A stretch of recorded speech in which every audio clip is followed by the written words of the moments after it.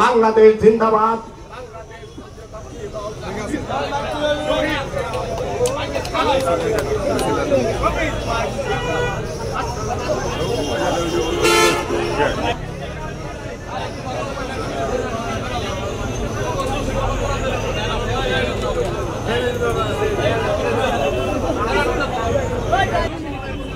আজকে এই মাহফিলের মাধ্যম দিয়ে আমরা গণমানুষের নেতা যাকে আপনারা এই 5 আগস্টে আওয়ামী লীগের দোসর যারা আছিলেন তারা আজকে যুবদল ছাত্রদল করে আপনারা তো এগুলো খেয়াল করেন না।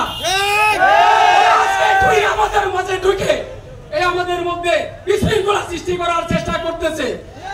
আপনারা সতর্ক থাকবেন এই শয়তানদের কাছ থেকে। আমি আমার বক্তব্য দীর্ঘায়িত করব না। আমি কাউলিপাড়া নবগ্রাম বাজার কমিটির যারা আছেন তাদেরকে আজকের এই জনসমাবেশ সফল করার লক্ষ্যে যে সহযোগিতা তারা করেছে আমি তাদেরকে ধন্যবাদ। তমিজ ভাইয়ের পক্ষ থেকে আপনাদেরকে জানাচ্ছি, উনি আপনাদের ভোটের প্রত্যাশী, আপনারা ভোট দিবেন এবং প্রাণ খুলে এবং সমস্ত ভালো রূপে ওনাকে বরণ করে নেবেন এই আশাবাদ ব্যক্ত করে আমি আমার তারানের অহংকার তারিজিয়ার পক্ষ থেকে এবং এসবিএনপির পক্ষ থেকে সংক্ষিপ্ত বক্তব্য শেষ করছি। আসসালামু আলাইকুম। বাংলাদেশ জিন্দাবাদ, তারেক জিয়া জিন্দাবাদ, খালেদা জিয়া জিন্দাবাদ। আসসালামু আলাইকুম। শুধু একটি দরজায় একটি জিনিসই খোলা আছে, সে হলো গণহত্যার ফাঁসির দড়ি। সাথী ও বন্ধুগণ, আসলে আপনারা ভালো থাকেন, সুন্দর থাকেন।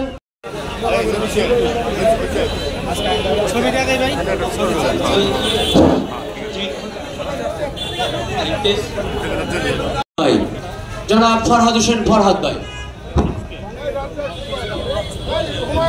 বলবো, আপনি যেহেতু আগেই বক্তৃতার আগেই আপনি বলেছেন সন্ত্রাসের জায়গা বিএনপিতে নাই, আগামী দিনে আমরা জানি এই সন্ত্রাসী, চাঁদাবাজি, দুর্নীতিবাজ, কলঙ্কাবাজি, জমিবাজি, জমি দখলকারী কাউকে আমরা এই দলে দেখতে না পাই। আমরা সকলে একত্রিত থাকলে এই সন্ত্রাসীরা আমাদের মাঝে জায়গা পাবে না। আমি সকলকে ধন্যবাদ। আপনি কাজ করবেন আমি আশা করি। প্রিয় বন্ধুরা, আগামী দিন নির্বাচন এসে প্রায় 6 মাস যে তারিখে ঘোষণা করেছে, তাতে 6-7 মাস আছে।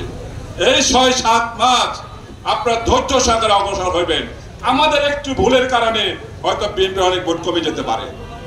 কাজে আপনারা ধৈর্য ধরে আপনার তমিজ ভাইয়ের জন্য কাজ করবেন ইনশাআল্লাহ। আল্লাহর রহমতে আপনাদের দোয়ায় তমিজ ভাই নমিশন পাবেন ইনশাআল্লাহ। আপনারা সেই উদ্দেশ্য নিয়ে এমন ভাবে দলের কাজ করবেন, কোন চাঁদাবাজের সাথে সংযুক্ত হবেন না, দুর্নীতির সাথে যাবেন না, অন্যায় করবেন না, মানুষের ক্ষতি করবেন না, জায়গা দখল করবেন না। আপনাদের কর্মসংস্থান তমিজ ভাই ব্যবস্থা করবেন ইনশাআল্লাহ। প্রত্যেক বিল কারখানায় তমিজ ভাই বেকার সমস্যা এখানে ঢুকাবে, চাঁদাবাজের ঢুকাবে না, কর্মসংস্থার জন্য ঢুকাবে আমি আশা করি আপনাদের কাছে, এবং এটা আমি কথা দিলাম আপনাদের কাছে।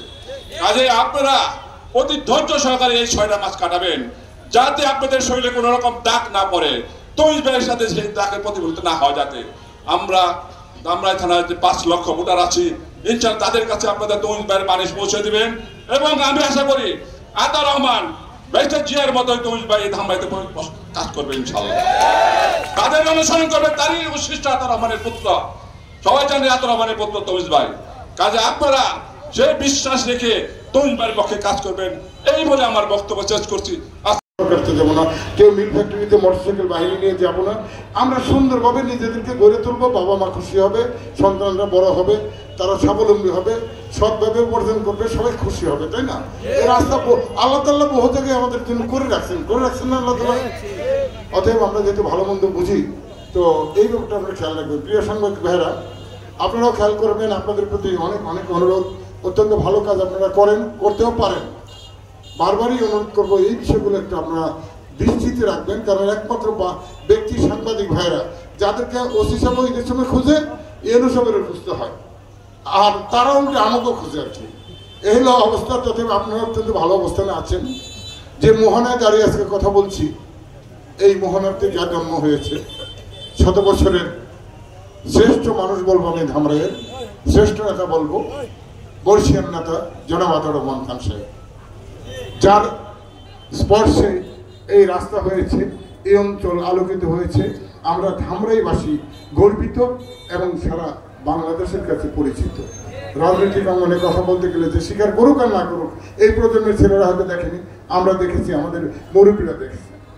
পরবর্তী পর্যায়ে তার উত্তরসূরি জিয়া রহমান সাহেব, আমার বড় ভাই, 91-তে প্রথম নমিনেশনটা আমাকে দেওয়া হয়, আমি সেটা তাকে দিয়েছিলাম আতাউর রহমান খান সাহেবকে শ্রদ্ধা করে। উনি 4 বার এখানে এমপিগিরি করে গেছেন।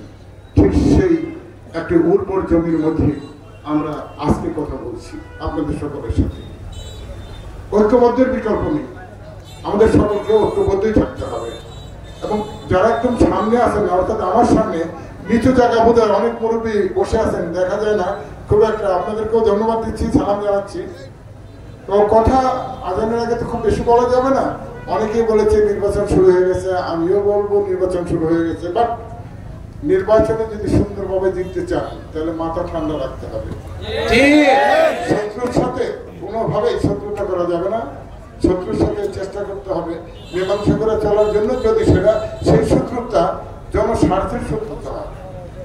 জনস্বার্থের পরিবর্তে যদি কোনো শত্রুতা হয়, তার কাছেও যাওয়ার দরকার নেই, তার লোক বসার মধ্যে দরকার নেই, সেটা আমরা কোনো অসুবিধা নেই। আমরা তার উত্তরও দিব না, জবাবও দিব না, জবাব তারা নিজেরা এমনি এমনি পেয়ে যাবে, তাই না? আমি তো আর বেশি আসিনি, আমারও কিন্তু রাজনৈতিক জীবন আপনাদের এই মাঠে 45 বছরের বেশি। অনেকে বলে ছোট ভাই ফরহাদ বলতেছিল বৈষম্য বৈষম্য, আমি খেয়াল করি না। খেয়াল আমার কাছে আছে, অনেক আছে, কিন্তু আমার তো মুখটাকে তালা দিয়ে রেখে ফেলছে তোমরা। কারণ আমি কথা বলতে গেলে এখন নিজেদের মধ্যে অযথাই ভুলভ্রান্তি অনেক সৃষ্টি হতে পারে। তবে আমি কথা দিচ্ছি, যেটা আগে বলেছিলাম, ওটা মিডিয়ার জন্য বলেছিলাম, টেলিভিশনের একটা বক্তব্য চেয়েছিল, সেই জন্য চেয়েছিলাম যে আমি জানি বারবার আমি পরীক্ষা দিয়ে দেখেছি আপনারা আমাকে কখনো ফেলে দেননি। অর্থাৎ আপনারা চান আপনাদের পাশে আমি থাকি এবং আমি আপনাদের পাশে থেকে আপনাদেরকে নিয়ে এই ধামরাইটাকে আমরা সুন্দরভাবে, যেভাবে আতাউর রহমান খান সাহেব সন্ত্রাসমুক্ত ধামরাই চিন্তা করতেন, যে ভাবে করতেন, আমরা তার চেয়েও বেটার না পারলেও তার যে পিছনে থাকতে চাই না। আপনাদের সকলকে নিয়ে সকল প্রকার উন্নয়ন প্রকল্প বলেন আর যেটাই বলেন, বিশেষ করে যে ছোট ভাই আমেরিকা থেকে এসে বললেন মদ মাদক মানে নেশা টেশা, এগুলো তো আছে। তো বাজার কমিটি এখানে মধ্যে একটা আন্ডারগ্রাউন্ড চাচ্ছিল, যদি আপনার ক্ষমতা নাই, আমি আজকেই রুস্তির সাথে কথা বলবো একটা প্রজেক্ট যাতে করে দেওয়া যায়। তা না বিপুল ভোটে নির্বাচিত করব, যাতে আমরা মন্ত্রিত্ব দাবি করতে পারি এবং ধামরাইতে যেন মন্ত্রী আনতে পারি, এই আশা ব্যক্ত রেখে আমি আমার সংক্ষিপ্ত বক্তব্য শেষ করছি। আল্লাহ হাফেজ। বাংলাদেশ জিন্দাবাদ, বাংলাদেশ জাতীয়তাবাদী দল জিন্দাবাদ, বেগম খালেদা জিয়া জিন্দাবাদ।